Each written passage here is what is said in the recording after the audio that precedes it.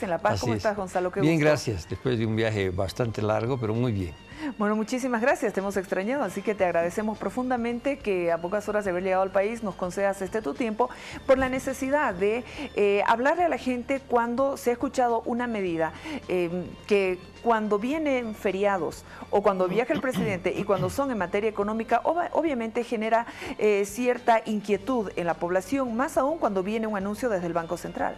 No, sin duda alguna, el momento en que se anunció esta medida, pues no fue muy feliz, para decir lo mínimo, ¿no? Entonces, ciertamente, además, el contexto que estamos viviendo en la economía boliviana, ya con un proceso electoralizado, ya con mucha incertidumbre de lo que va a pasar el año 2019, ya con los problemas que de alguna manera les generan a las empresas el pago del segundo aguinaldo, en fin, con una serie de variables que asustan, este anuncio, que en principio uno podría decir, bueno, que es inocuo, porque en realidad está resolviendo un tema que ya tenían que haberlo hecho hace mucho tiempo, porque el Banco Central no puede ser un banco minorista, o sea, no podemos ir tú y yo y decir, véndame $100, o una empresa decirle, véndame $1000, ¿no? El Banco Central es un banco de bancos, y esa medida, por lo tanto, era innecesaria, y de hecho las transacciones eran bajísimas por la ventanilla del Banco Central. Entonces, es obvio que esto tienen que hacerlo la banca privada, las casas de cambio, de tal manera que los ciudadanos tengan libre acceso a los dólares. Entonces, en un contexto de incertidumbre económica, con elecciones que se vienen, como tú dices, en un feriado cuya memoria histórica de los planes de estabilización o las devaluaciones son muy fuertes, este anuncio fue pues una mala idea, ¿no es cierto? Genera una incertidumbre absolutamente innecesaria, se nota insensibilidad de parte de las autoridades Banco Central, les falta un poco de sintonía fina con lo que está pasando en el día a día, y sacan esta medida que les ha causado problemas que podían haber evitado, ¿no es cierto? Porque se han direccionado las expectativas de las personas en los lugares equivocados. Economía es parte técnica, pero tiene un gran componente psicológico. Las medidas que tú anuncias son leídas por la población de dos maneras. Una, a la Julio Iglesias, ¿no es cierto?, mira hacia atrás y dice, yo no me tropiezo en la misma piedra dos veces. Entonces, mira atrás y dice lo que va a pasar adelante, ¿no es cierto? Eso es una forma de lo que se llaman las expectativas retroactivas. Y hay las expectativas a futuro, que tú lees qué va a pasar o crees qué va a pasar en la economía, mirando el contexto que tienes en el presente. Una inflación, digamos, relativamente controlada, pero un déficit público elevado, déficit comercial, anuncios de que nuestras exportaciones de gas tendrían problemas, ya sea con Argentina, con Brasil. Entonces la gente se hace una idea equivocada de las cosas que pueden pasar. Y el gobierno, digamos, tiene que saber eso. Gente sensible en el manejo de la política económica debería medir muy bien sus políticas, porque está afectando expectativas y eso tiene un impacto sobre las personas que se ponen nerviosas. Salgo del dólar, me voy al boliviano, ¿qué va a ocurrir? Y eso pues era absolutamente previsible y no era necesario hacerlo, ¿no?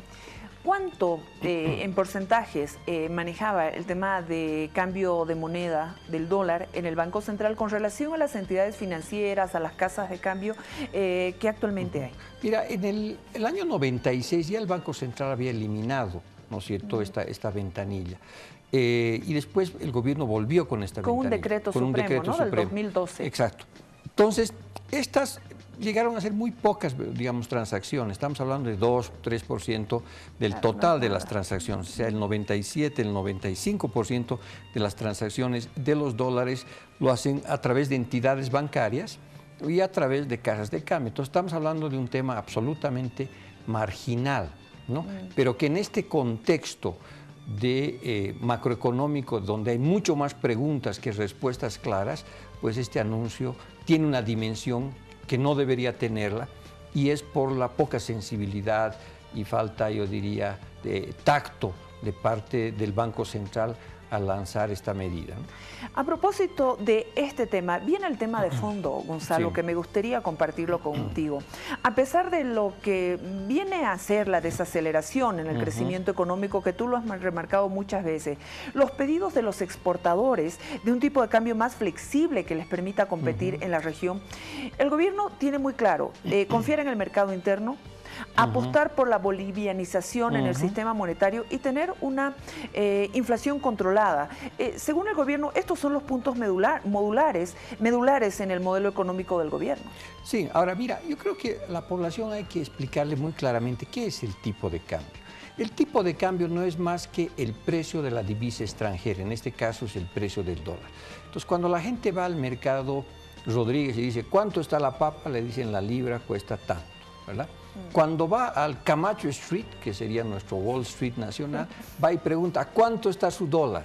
¿No es cierto? Y la persona, el cambista le dice, está 6.9, 6.7, etcétera, ¿no? Entonces, el tipo de cambio no es más que cualquier otro precio, en este caso el precio de la divisa extranjera de los dólares. Y hay dos tipos de cambio, el tipo de cambio nominal, el que vemos en la calle todos los días y se intercambian los billetes, y el tipo de cambio real, que ese es el importante, porque ese es el tipo de cambio que refleja la competitividad que tiene un país con el exterior, que muestra que si nuestros productos están competitivos en los mercados brasileños, argentinos o norteamericanos, y muestra también cuán baratos pueden estar los productos de afuera dentro del país. Entonces, ese es el tipo de cambio real. Y lo que ha ocurrido es que el gobierno sistemáticamente ha utilizado lo que se llama el populismo cambiario, ¿no es cierto? Ha utilizado el tipo de cambio para distribuir rentas y para crear una burbuja de consumo absolutamente artificial. Entonces, lo que ha ocurrido en los últimos 7 años es que el tipo de cambio ha estado fijo, aunque el gobierno dice, no, varía 10% para arriba, para abajo, pero en los hechos eso no ocurre. Y lo más importante es que las personas, los agentes económicos, personas y empresas creen que el tipo de cambio está fijo. Entonces, hace 7 años el tipo de cambio no se mueve, ¿no es cierto? Entonces, y ese es el nominal. Pero el que está apreciado, es decir, hace que los productos de afuera sean más baratos en Bolivia que nuestros productos locales al exterior, ese está apreciado. Y hay cálculos que varían entre 22 y 40%, ¿no? El ejemplo clásico de estos son las hamburguesas, ¿no? Entonces, The Economist, que es una revista internacional muy prestigiosa, mensualmente saca el índice McDonald's, se llama. El índice McDonald's te da una idea de qué es el tipo de cambio. Entonces, el McDonald's cuesta en Estados Unidos en este instante, simplemente el Big Mac, ¿no es cierto?, cuesta $3.70. Entonces, y comparas el precio de esa hamburguesa, digamos, en varios países. En un país donde el Big Mac, o sea, la hamburguesa cuesta, digamos, $2.50, el tipo de cambio en ese país está depreciado y por lo tanto los productos de ese país son competitivos en el mundo. Ahora, si esa misma hamburguesa McDonald's en otro país cuesta $4 o $5, eso significa que el tipo de cambio real está apreciado y tú no tienes competitividad afuera. Nosotros no tenemos McDonald's, pero tenemos McDonald's y tenemos de otra cadena de su competencia y uno puede hacer una comparación de ese tipo y ahí te muestra que nuestro tipo de cambio real está apreciado. Y ese tipo de cambio real apreciado puede ser visto de dos maneras, ¿no es cierto? El gobierno dice y dice, bueno, el que pasa hay que ver el tipo de cambio de equilibrio de largo plazo. Eso significa cuántas exportaciones, importaciones, cuántos dólares van a entrar y salir en el largo plazo. Y dice, bueno, estamos bien porque vamos a ir acomodando ese tipo de cosas. Pero ahora hay un nuevo concepto que es el tipo de cambio industrial, que te dice que tu tipo de cambio no es simplemente para equilibrar oferta y demanda de dólares, sino que es fundamental para generar procesos de industrialización competitivos. Y eso se llama el tipo de cambio industrializador, ¿no ve? Entonces, el tipo de cambio que el gobierno utiliza lo maneja de manera populista, porque lo que él utiliza no lo devalúa, o sea, no hace ningún tipo de cambio, porque con esto el país ha pasado de importar algo de como 3.000 millones de dólares a 10.000 millones de dólares en su auge. Y si a ese le metes el contrabando, estamos hablando de 12.000 y 13.000 millones de dólares. Entonces, ha generado una renta gigantesca ¿no es cierto?, que ha distribuido a través de ese tipo de cambio populista entre 2,5 millones de personas que viven del comercio. Y por lo tanto, ese ha sido un impulsor de un tipo de empleo informal, comercial, terciario, de servicios, si quieres, vinculado al comercio, pero que no genera producción. Entonces, el gobierno difícilmente va a devaluar porque se estaría peleando con 2,5 millones de personas. Sí. Entonces, eso por una parte. El tipo de cambio tampoco se va a devaluar porque, lamentablemente, como no ha habido diversificación productiva, o sea, devaluar el tipo de cambio para generar mayor exportación de otros productos no va a ocurrir porque nosotros seguimos exportando gas y minerales y somos muy pequeñitos en el tema de los minerales, y en temas de exportaciones de gas somos, pues, tenemos contratos que ya están fijos y por lo tanto el tipo de cambio no afecta. Si fuéramos una economía un poquito más sofisticada en términos de diversificación de la producción, el tipo de cambio nos ayudaría. Entonces, esas son las razones que el gobierno aduce, porque además, finalmente, el tipo de cambio le permite importar al gobierno real y apreciado como está, le permite importar al gobierno de todo. Que no miren alrededor, la papa, la cebolla es peruana y diferentes tipos de alimentos y otros productos vienen de afuera, ¿no? Y el gobierno dice, bueno, pero ¿qué parte viene a la industrialización? ¿Cuál industrialización? No hay ninguna industrialización en el país, ¿no es cierto? Vienen máquinas para la construcción, vienen autos de segunda mano y él llama eso productos intermedios de industrialización. Entonces, ese tipo de cambio es funcional al modelo primario exportador comerciante, pero no es funcional a un modelo de desarrollo productivo. El tipo de cambio al gobierno le permite importar todo, inclusive deflación, es decir, inflación baja. Porque además, como los otros países han devaluado también sus monedas para proteger sus industrias, eso ha hecho que la economía, pues, de otros países mejore. Entonces, lo que reactiva la economía boliviana a través de políticas de sustentación de la demanda agregada que hace el gobierno es para sostener el aparato productivo de Perú, de Chile, de Brasil, pero no de Bolivia. Entonces, los más afectados con este tipo de cambio real apreciado y con este tipo de cambio nominal fijo es la industria nacional, es la producción nacional, que además de pagar segundo aguinaldo, tiene los costos de un tipo de cambio apreciado. Gonzalo, ante el planteamiento de algunos entendidos en estos temas de plantear un ajuste gradual en la política cambiaria del país, sí, el presidente del Banco Central descartó totalmente una modificación del tipo de cambio para evitar procesos inflacionarios. Sí. Bueno, yo creo que ya han cometido el pecado capital más grave que ha podido ser. Han eliminado las variaciones que había en el tipo de cambio. Hace unos 7 años atrás el tipo de cambio subía un poquito, bajaba otro poquito, y eso hacía que los agentes económicos en promedio digan, bueno, este es una variable que se puede mover, pero por razones políticas lo han estabilizado, lo han fijado y lo han apreciado para generar esta gran burguesía comercial que es la base de este gobierno, ¿no es cierto? Entonces, evidentemente, además, como han anclado las expectativas, han dicho para que el barco de la inflación no siga avanzando, uno lanza la ancla con el tipo de cambio. Aquí eso no va a pasar. Entonces el tipo de cambio se ha vuelto una ancla de las expectativas. Entonces el gobierno tiene toda la razón. O sea, difícilmente se animaría a devaluar, porque devaluar 1% o 40% es exactamente lo mismo. La gente se va a asustar. Y salir de ese proceso va a ser muy complejo en el mediano y largo plazo. Además, como tienen que ganar una elección, ¿no es cierto? No se van a pelear con 2,5 millones de votantes que se verían afectados si se produce una devaluación. Entonces, no creo probable una devaluación hasta el 2019. Precisamente en caso de que se diera la posibilidad de modificar un tipo de cambio que sin duda beneficia a los exportadores, pero como tú dices, se pondría en aprietos a todas las personas que también tienen sus depósitos en bolivianos y que en el sistema financiero están por arriba del 80%, ¿no? Así es. En este instante la mayoría de las personas confían en el boliviano porque además han sido penalizados por tener dólares. O sea, tú tienes el impuesto a las transacciones financieras sobre el dólar y sobre la tasa de interés en dólares es prácticamente cero. Entonces, la mayoría de los bolivianos, 90-93% de los bolivianos se presta en bolivianos y ahorra en bolivianos. Y la mayoría ahorra 90-10, excepto el presidente, que cuando hemos visto sus cuentas tiene 50% en dólares y 50% en boliviano.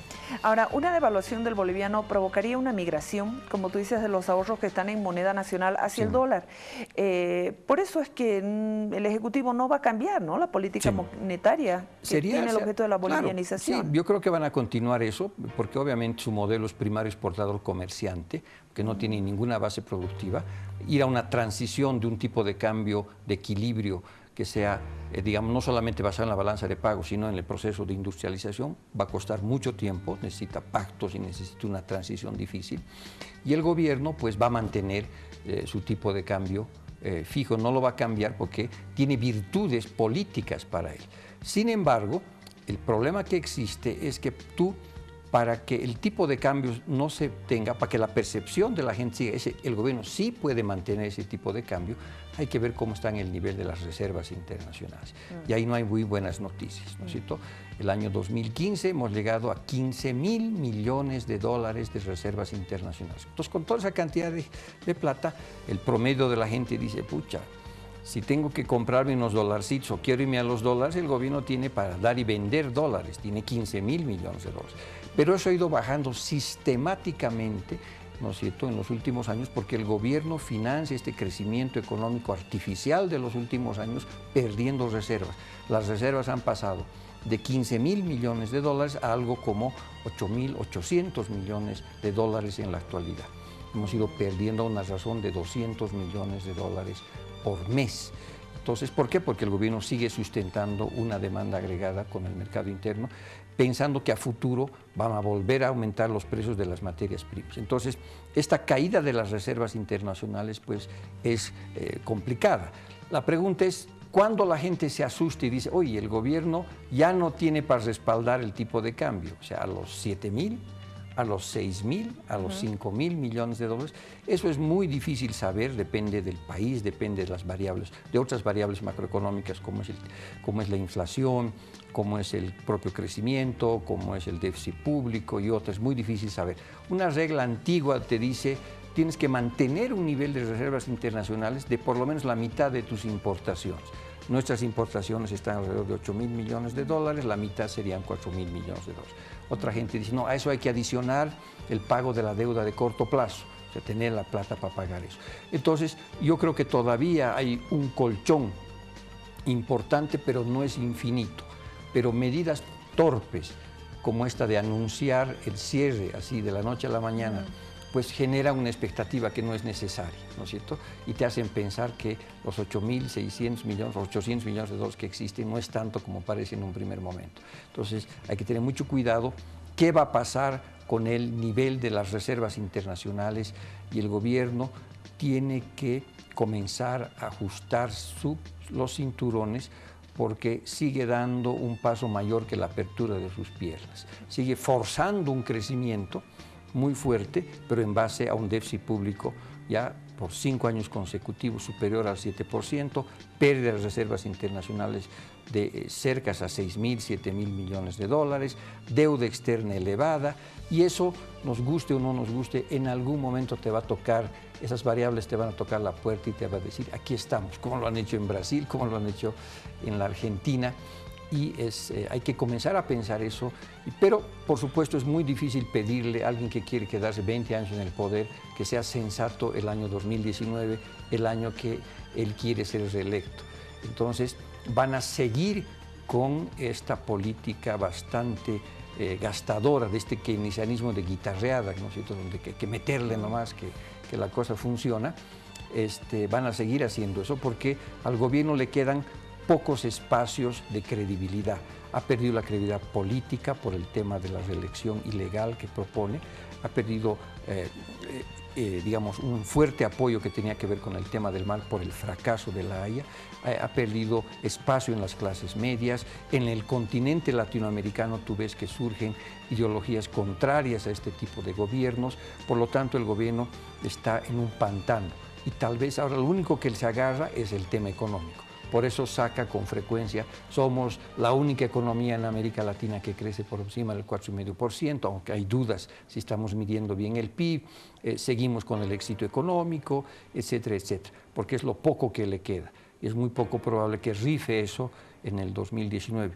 Y también es poco probable que le alcance para buscar una reelección que probablemente no le va a ser favorable, porque los vientos en América Latina están cambiando de manera radical, ¿no es cierto? Y el tipo de propuesta de modelo económico pues se va a quedar aislado en Bolivia. Se debe entender que si Argentina, Brasil o Chile devalúan, ¿es porque tienen otro modelo económico? ¿Las exportaciones son la base de su política? Mientras que en Bolivia, por ejemplo, como tú has explicado claramente, nos apoyamos en la demanda interna, por lo que modificar este tipo de cambio sería atentar contra el modelo económico. En gran medida sí, ¿no? Porque este modelo económico es primario exportador, es un modelo comerciante y el tipo de cambio está siendo utilizado para distribuir una renta. Este es un gobierno del tipo populista. Hemos hablado del populismo cambiario, pero hay otros tipos de populismo. ¿Qué hacen los populismos? Distribuyen rentas y generan clientelas. Hagan una fila, todos van a recibir, ¿no es cierto?, es lo que son los bonos. Hagan una fila, todos van a recibir todo lo que es transferencias vinculadas a impuestos o a temas de regalías en temas hidrocarburíferos. Va a haber una legislación laxa en términos mineras y te va a hacer capturar una renta. Pero la renta que mejor se ha distribuido y que ha generado una nueva base social, sin duda alguna, es la que está vinculada a un tipo de cambio nominal fijo y un tipo de cambio real apreciado, porque a partir de eso han generado una renta de más de 9.000, 10.000 millones de dólares de importaciones, financiados en gran parte por el gasto estatal, que ha hecho una base económica y social muy grande.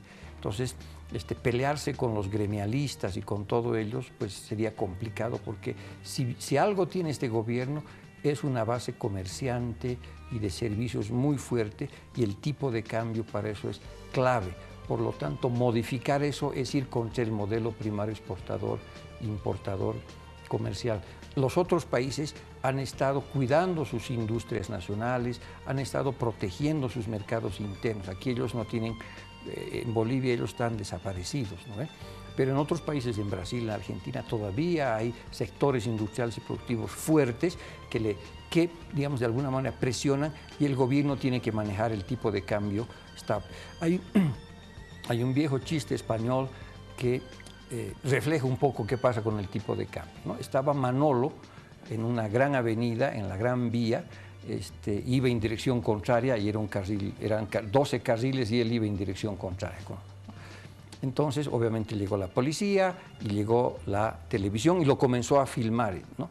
Y comenzó a pasar en la televisión al vivo, y su mujer vio eso y llama y dice: Manolo, Manolo, hay un loco en la Gran Vía. Le dice: uno, no, hay miles, ¿no es cierto? Claro. Entonces, ¿quién está aquí, Manolo? Es fácil concluir, ¿no es cierto? Es el que mantiene el tipo de cambio por razones políticas fijo y apreciado ya hace 7 años, porque genera la renta esta enorme del comercio, y obviamente los otros están están modificando su tipo de cambio para ajustarse en temas financieros, en temas productivos, económicos, porque tienen que cuidar de un parque industrial y cosas de ese tipo.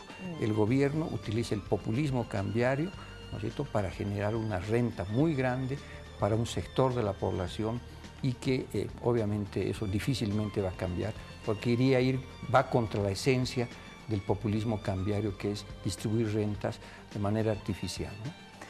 Bueno, entonces el tema del tipo de cambio tiene un impacto diferente en el sector productivo del país, ¿no? Porque para la actividad comercial contar con un tipo de cambio estable es beneficioso, especialmente cuando se realizan importaciones de insumos agrícolas, repuestos o equipos para la industria o el agro. Pero, ¿y qué con los exportadores? Bueno, lo que pasa es que hay que ver los exportadores ahora son muy pocos, ¿no? O sea, claro, obviamente para todos los que utilizan insumos productivos, que son cada vez menos, y para todo el sector comercial, este tipo de cambio es una maravilla, ¿no es cierto? Porque mira a tu alrededor, las cosas nacionales prácticamente están desapareciendo, inclusive alimentos. Entonces, ¿qué es lo que nosotros exportamos? 1/3 es en gas, ¿no ve? Otro tercio debe ser minerales y otro tercio es soya y un poquito de otros sectores. Manufacturas que son muy marginales y muy pequeñas. Pero, ¿y ese desequilibrio de importación y exportación? Para ese desequilibrio, pues, en el mediano y el largo plazo no es sostenible. Porque el rato que el sector de hidrocarburos comienza a enfrentar los problemas que ya se están anunciando, que los argentinos no te van a comprar más gas, que los brasileros ahora con Bolsonaro a la cabeza te van a poner la cosa muy difícil en las negociaciones, aunque yo creo que van a seguir comprando gas boliviano, y te van a quedar pocos márgenes, porque en estos 12 años no hemos diversificado. Y obviamente el pequeño sector productivo nacional pues sufre horrores, segundo aguinaldo con costos laborales elevados, un tipo de cambio que le es contrario, entonces sobrevive. Y lo que al final queda son los servicios y el comercio, y el aparato productivo nacional, tremendamente pequeño, duro y afectado. Y obviamente los comerciantes, que son la mayoría ahora, pues contentos con un tipo de cambio. Vas a ver ahora, pues cerca de las Navidades, cómo el socialismo a la boliviana, pues va a traer todo lo que te puedes imaginar del exterior y vamos a gastar nuestro segundo aguinaldo reactivando la economía china, peruana y argentina y vamos a decir ¡viva la revolución! Finalmente, Gonzalo, el haber mantenido un tipo de cambio fijo anclado al dólar y no la inflación desde noviembre del 2011, deja al Banco Central sin un instrumento clave para promover el crecimiento económico en el corto y mediano plazo, ¿o no? Mira, lo que pasa es que el Banco Central, por su ley, tenía que tener unos grados de independencia muy elevados, que los ha ido perdiendo en los últimos años porque el Banco Central se ha convertido en la caja del Ministerio de Finanzas, es un Banco Central totalmente dependiente del Ministerio de Finanzas, se ha perdido la independencia. En un Banco Central con relativa independencia, pues el tipo de cambio tiene que responder a otros contextos, que lo clásico sería al equilibrio de la oferta y la demanda de divisas, o sea, al equilibrio de largo plazo de la balanza de pagos que se llama. Ahora, si el gobierno quiso cambiar, si quieres, este tipo de cambio, tenía que haber pensado en un tipo de cambio de industrialización, ¿no? Pero eso tenía que haber sido acompañado de políticas de promoción del desarrollo productivo a través de créditos, innovación tecnológica, creación de clústeres, generación de ecosistemas de apoyo al sector productivo, apoyo a las exportaciones de sectores claves, capital humano, en fin, o sea, nada de eso se ha hecho, ¿no es cierto? Por lo tanto, el Banco Central pues, hace que el tipo de cambio, ha estado utilizando el tipo de cambio como una forma de generar una burguesía comercial gigantesca, ¿no es cierto? El tipo de cambio populista que maneja el Banco Central es funcional a la creación, ¿no es cierto?, de este modelo primario exportador con una burguesía comercial gigantesca que da trabajo a mucha gente en el sector comercial, pero no en el sector productivo.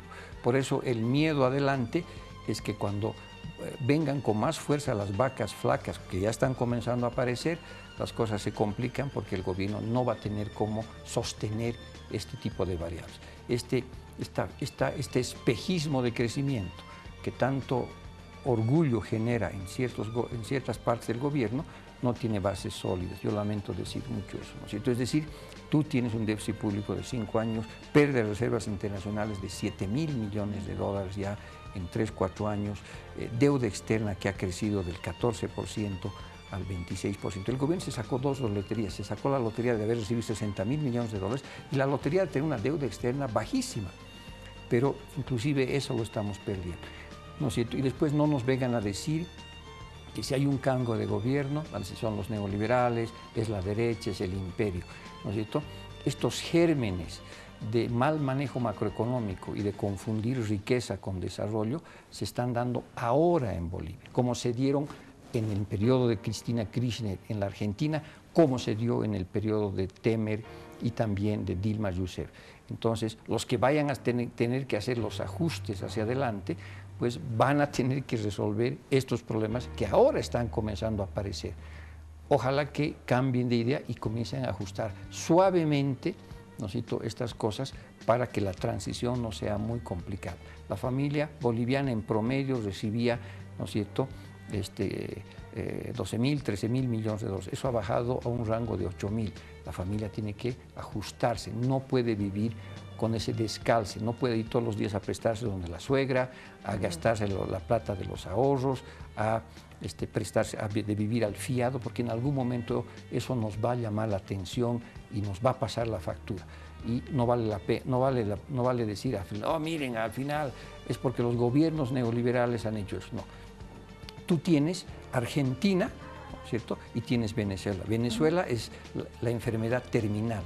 Argentina es un mecanismo de salida que han tenido, pero que también representa la misma enfermedad, ¿no es cierto? Entonces, una enfermedad del populismo económico que no es capaz de sustentar su economía, pero en bases sólidas, que confunde riqueza con desarrollo, que no es capaz de distribuir y producir, que no es capaz de generar productividad y competitividad, y se dedica a distribuir rentas, ¿no es cierto?, que simplemente infla burbujas de consumo que en el mediano y largo plazo no son sostenibles. Muchísimas gracias, Gonzalo, por abordar que en realidad es el tema de fondo después del anuncio y la incertidumbre innecesaria creada por el Banco Central. Gracias por haber venido. Muchísimas gracias por tu entrevista. Gracias. Vámonos a la pausa, por favor. Separamos estos temas para enseguida regresar. Desde el CENAMI tenemos más temas también sobre una situación de corrupción en la dotación de